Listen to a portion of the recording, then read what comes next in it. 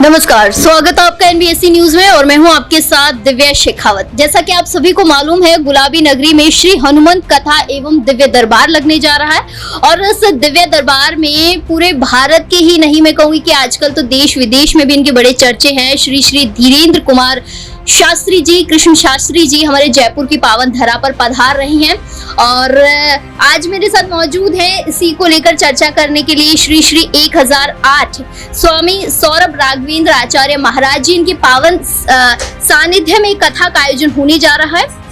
महाराज श्री से जानेंगे कि कथा का उद्देश्य क्या है, कथा की व्यवस्थाएं क्या है और जनता को कैसा प्यार देंगे महाराज श्री। सबसे पहले तो महाराज जी आपका बहुत स्वागत है। जी धन्यवाद आपको। पहला सवाल तो यही पूछूंगी कि जयपुर की पावन धरा पर धीरेन्द्र शास्त्री जी या कहे बागेश्वर धाम बाबा आ रहे हैं, तैयारियां कैसी हैं? तैयारियां एक महीना हो गया जब से हमें तारीख डिसाइड हुई कार्यक्रम की, तब से तैयारियां जोरों शोरों से चल रही है। जैसा आपको पता है, सभी मीडिया बंधुओं का पूर्ण सहयोग रहा। हमारी कार्यकर्ता टीम जोरों शोरों से तैयारियों में लगी हुई है, रात भर यहाँ जगती रहती है और काम को पूरा अपने विधि विधान से इस कार्य को संपन्न करवाने में सभी लोगों की मदद से ये कार्य संपन्न हो रहा है। महाराज जी, मैंने सुना है कि पहली बार जयपुर में इतनी भव्य और इतनी बड़ी कथा का आयोजन होने जा रहा है। क्या लगता है कि ये कथा कितनी सफल होने वाली है?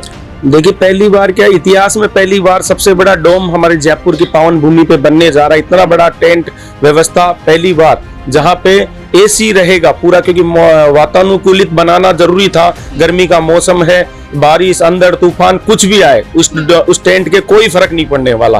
तो जनता की सुरक्षा, जनता की ख्याल देखभाल को देखते हुए हमने महाराज श्री की व्यवस्थाओं को देखते हुए पूरी ऐसी व्यवस्था करी है कि स्पेशल टेंट को हमने विशेष व्यवस्थाओं का दिया है, टेंट की जिम्मेदारी दी है। और रही बात कार्यक्रम की व्यवस्थाओं के लिए, तो कार्यक्रम की व्यवस्था है, हम 29 मई को भव्य कलश यात्रा का आयोजन है। 30, 31 मई और 1 जून को दोपहर में 3 बजे से बाबा धीरेन्द्र शास्त्री जी महाराज बागेश्वर सरकार भव्य कथा का आयोजन होगा। अपने श्रीमुख से 3 बजे से शाम को रात को 9 बजे तक हनुमत कथा और दिव्य दरबार का आयोजित कार्यक्रम पूर्व निर्धारित कार्यक्रम है। महाराज जी, सवाल ये है कि कब ऐसा प्लान बना कि धीरेन्द्र शास्त्री जी को जयपुर बुलाना है? कब ये डिसाइड हुआ, कब इसकी तैयारियां आप लोगों ने शुरू की? करीबन हमें इस कार्यक्रम में 6 महीने हो गए इस कार्यक्रम को कि हमें कैसे ना कैसे महाराज श्री तारीख दे दे। तो हमारे जो आयोजक हैं, हनुमान ग्राम सेवा समिति के अध्यक्ष हैं सीताराम जी यादव, ये और मैं, हम दोनों जब वहां गए, हम काफी समय से प्रयास कर रहे थे। हम 5-6 बार गए, तब जाके हमें समय मिला। अभी भी समय हमें नवंबर दिसंबर का मिल रहा था, लेकिन हमने कहा नहीं, हमें तो अभी तारीख चाहिए। तो हमारे सन्यासी बाबा की ऐसी कृपा हुई और सरकार ने हमें, जो वहां की मैनेजमेंट टीम है, उन्होंने हमें अपने कार्यक्रमों में से, पहले से निर्धारित कार्यक्रमों में बीच में हमें कम समय के 3 दिन का हमें समय दिया, क्योंकि अब व्यवस्था है, हमें 1 महीने 1.5 महीने का हमारे पास समय बचा जब तारीख निर्धारित की। तो 1 महीने में हमने सारी व्यवस्थाएं, इतने ठाकुर जी नहीं ये संभव है कि इतनी जल्दी ये सारी व्यवस्थाएं संभव हो पा रही है। महाराज जी, जैसे कि हम टीवी पे देखते हैं धीरेन्द्र शास्त्री जी को, बहुत चुलबुले से, बहुत नोटी टाइप के से। क्या आप लोग जब उनसे मिले तो ऐसा लगा कि बहुत सरल व्यक्ति हैं, सीधी बात करते हैं लोगों से, या थोड़ा सा कुछ एटीट्यूड ऐसा कुछ नजर आया हो? देखिए, संत को कहते हैं संत हृदय नवनीत समाना। संत वो ही है जो बालक के स्वरूप में जो जीवन जिए, उसे ही संत कहते हैं। तो हमें तो अच्छा लगता है जब ऐसे 26 साल की उम्र में जो बालक पूरे देश में नहीं अपितु पूरे विश्व में जिन्होंने अपना कीर्तिमान स्थापित किया, सनातन का झंडा फहरा दिया, जिसको तो वो कहते हैं उनका रहना खाना पीना एक चंचल स्वभाव है। तो संत का स्वभाव वैसे ही होता है। विद्वानों ने बताया, अच्छे अच्छे मत दिए हैं कि संत वो ही है वास्तव में जिसके ना कोई दम्भ है, ना जिसका पद मद सब किस एक तरफ है, और जो बच्चे की तरह जीवन जिए, जो बूढ़े की तरह जीवन जिए, बिल्कुल वृद्ध अवस्था जो जीवन होती है वो, और बच्चे की तरह जो जीवन जीता है, वही असली संत है। तो उनकी शैली जो है, मतलब एक रहने की शैली, बात करने की शैली, आपने कहा चुलबुले अंदाज में, मतलब वो चंचलता के साथ जो जवाब देते हैं। मीडिया में आपने देखा होगा, इनके इंटरव्यू देखो, बड़ी हाजिर जवाबी, मतलब अच्छे अच्छे विद्वान वो जवाब पेश नहीं कर पाते, जो वो एक तार्किक बहस करते हैं, तार्किक जवाब देते हैं। ये एक उनके काबिले तारीफ है और उसी के लिए आज पूरी दुनिया उनके लिए कायल है। बिल्कुल, क्योंकि हम भी जब टीवी पे देखते हैं तो वो इतना ताल ठोक के बोलते हैं कि पर्चे में जो मैंने लिखा है वही सत्य है। देखिए, पर्चे वाले बाबा हिंदुस्तान में खूब है। आपने देखा होगा पूरा एमपी यूपी पर्चे वाले बाबा के नाम से प्रसिद्ध है खूब। आज भी मेरे 3 बाबाओं के नाम आ रहे थे, उनसे मिलते जुलते नाम आ रहे थे। तो ऐसा नहीं है, खूब है पर्चे बना रहे, लेकिन सक्सेस उसी को मिलती है जो अभी आपने कहा ना कि चंचल स्वभाव का होना। संत को प्रसिद्धि कैसे मिलेगी? उसके व्यवहार से, उसके आचरण से प्रसिद्धि मिलती है। तो उनका ये स्वभाव है, इसी वजह से आज वो पर्चे में दुनिया में नाम कमा रहे।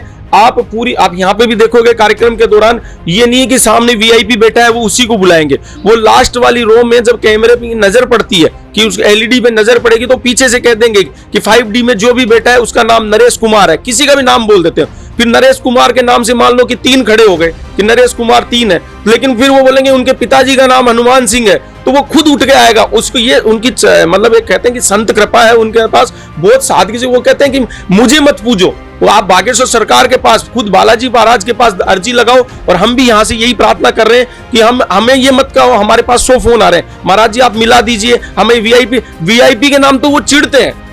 किसी से ऐसा नहीं है, आप सादगी से अगर अर्जी लगाओगे बालाजी के पास अर्जी, तो और मैंने प्रैक्टिकली देखा है। मैं जब पहली बार मिला था तो मेरी अर्जी ऐसी ही थी। हम मुलाकात करने गए थे साधारण तरीके से, और उन्होंने सारी चीजें बताई कि मैंने क्या क्या बोला, रास्ते में क्या क्या बोला मैं। तो ये इसका मतलब कुछ ना कुछ ऐसी शक्तियां हैं उनके पास, और ये शक्तियां मिलती है संतों के शक्तिपात साधना जिसे बोलते हैं, कि संत जिसपे आशीर्वाद देते हैं वो शक्तियां अजर अमर होती है। तो उनके ऊपर ऐसी सिद्धि है, वो स्वयं उनको खुद उन्होंने कभी कोई साधना नहीं करी, कोई तपस्या नहीं करी। 26 साल की उम्र में क्या तपस्या करेगा बालक?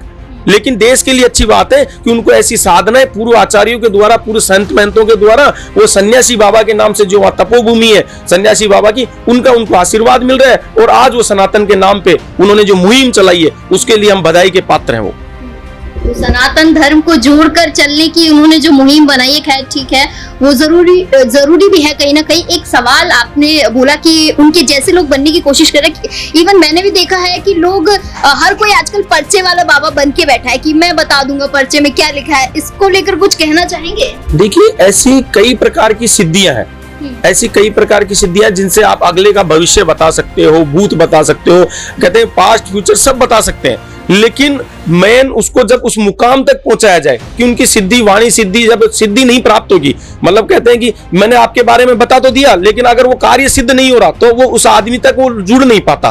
तो जुड़ने का कारण यही है कि आज महाराज के पास क्यों जुड़ रहे हैं, लाखों नहीं जुड़ रहे हैं। महाराज मंच पे बैठ के जब हजारों आदमियों के एक साथ झाड़ा लगाते हैं और हजारों आदमियों के कार्य सिद्ध हो रहे हैं, इस वजह से आज उनकी 15-15 लाख 20-20 लाख बागेश्वर सरकार में रोज नियमित लोग दर्शन कर रहे हैं। तो कहीं ना कहीं महाराज जी में एक शक्ति है जो लोगों को अपनी ओर आकर्षित करती है। कहें कि बालाजी की, देखिए, इसे शक्ति का आकर्षण नहीं कह सकते, ये है कि उनके जो बालाजी सरकार की जो कृपा है, बागेश्वर सरकार की कृपा है। इष्ट हमेशा मजबूत होता है, जब इष्ट मजबूत होता है तो आदमी के सारे दिनचर्या में परिवर्तन आ जाता है, हर कार्य उसके सुखद आसानी से होने लग जाते हैं। तो वो कहते हैं कि मुझे तो मत पूजो, बागेश्वर सरकार खुद कहते हैं, धीरेन्द्र शास्त्री जी कहते हैं मुझे पूजने की जरूरत नहीं, आप वहां चले जाओ, अंदर दरबार में जाके हाजिरी लगाओ, आपका कार्य सिद्ध होगा। इस वजह से लोग 15-15 20-20 लाख आदमी अर्जियां लगा रहे हैं। मंगलवार शनिवार को वहां जगह नहीं मिल रही, तो इस वजह से लोगों के दर्शन कार्य हो रहे हैं। तो ये ठाकुर जी की कृपा है, बालाजी की कृपा है। इसे अट्रैक्शन पावर नहीं मानना चाहिए। मेरा मानना ये उस दिव्य शक्तियों का प्रताप है जो सनातन परंपरा से चली आ रही है, आज से नहीं है, ये सनातन आदिकाल से ये परंपराएं चली आ रही है। चलिए 2 सवाल और पूछ लेती हूँ। हमारे यहाँ होने जा रही है कथा, रूपरेखाएं क्या है, क्या क्या विशेष होने वाला है? देखिए, अभी मैंने आपको बताया है जैसा कि 29 तारीख को कलश यात्रा का कार्यक्रम है, कार्यक्रम का आगाज कर दिया हमने। अभी 10 मई को हमारा यहाँ भूमि पूजन हुआ, ध्वज पूजन किया। 108 श्री राम महायज्ञ, 108 कुंडीय श्री राम महायज्ञ का आयोजन होने जा रहा है, जो 30 तारीख 31 तारीख और 1 जून को होगा। उसी दौरान हमारी 30 और 31 मई और 1 जून को दोपहर में 3 बजे से बालाजी सरकार की कृपा पात्र श्री धीरेन्द्र शास्त्री जी महाराज अपने श्री मुख से भक्तों को हनुमत कथा का रसपान कराएंगे और रात्रिकालीन दिव्य दरबार जो आप कहते हैं पर्चा बनाएंगे। जिसकी किस्मत खुल गई वो महामानव की, जिसने अपने मन से प्रार्थना करी उसका पर्चा जरूर बनेगा। चलिए उस पर्चे का इंतजार तो हम भी करते हैं, क्योंकि हमें भी कहीं ना कहीं है कि बाबा जी मेरा पर्चा तो जरूर निकाले। खैर ठीक है, वो देखा आपको अर्जी लगानी पड़ेगी, आपको भी अर्जी लगानी पड़ेगी। जब तक आपके मन में अर्जी नहीं की, आप सोचोगे हम मीडिया वाले हमारा नंबर आ जाएगा, तो ये ऐसा नहीं है।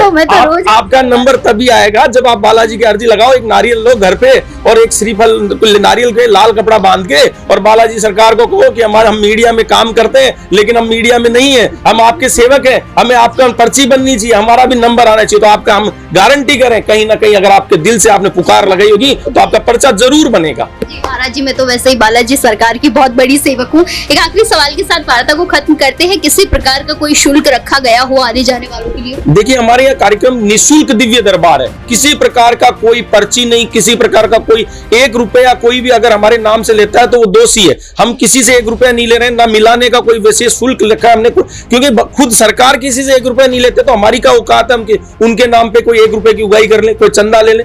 हम कोई किसी से 1 रुपया नहीं ले रहे, हमारा कार्यक्रम निःशुल्क है। जो सहयोग राशि हमारे को भंडारे में, यज्ञ में जो देना चाहता है वो हमारे कार्यालय में आके अपनी रसीद कटवा सकता है, इच्छा से दे सकते, वो स्वेच्छा से, वो भी भंडार के लिए, क्योंकि 3 दिन का भंडारा कर लाखों रुपए में जाएगा। जब अन्न क्षेत्र चलाया जाएगा तो उसमें ये तो है नहीं कि हमारे पास, आयोजक के पास पैसे पड़े हैं कि साहब हमने खोल दिया हमारी तरफ से, ये तो सब लोगों के सहयोग से होगा। तो सहयोग, कोई आटे का कट्टा देगा, कोई तेल का पीपा देगा, कोई घी का पीपा देगा। तो जैसा भी हमने उसके लिए कार्यालय निर्धारित किया है, लालचंदपुरा बस स्टैंड पे यादव चैम्बर है, वहां पे आके अपना जो भी आप दान देना चाहते हैं वो आके आप सहयोग राशि के रूप में आप वहां पे दे सकते हैं। चलिए, बहुत बहुत शुक्रिया महाराज जी। तो जयपुर वासियों, तैयार हो जाओ 3 दिवसीय कथा के लिए, जब आप सभी के सामने होंगे धीरेन्द्र शास्त्री जी महाराज, बागेश्वर धाम बाबा, जब आप अपनी अर्जी लगाएंगे और अपने सवालों का जवाब पाएंगे।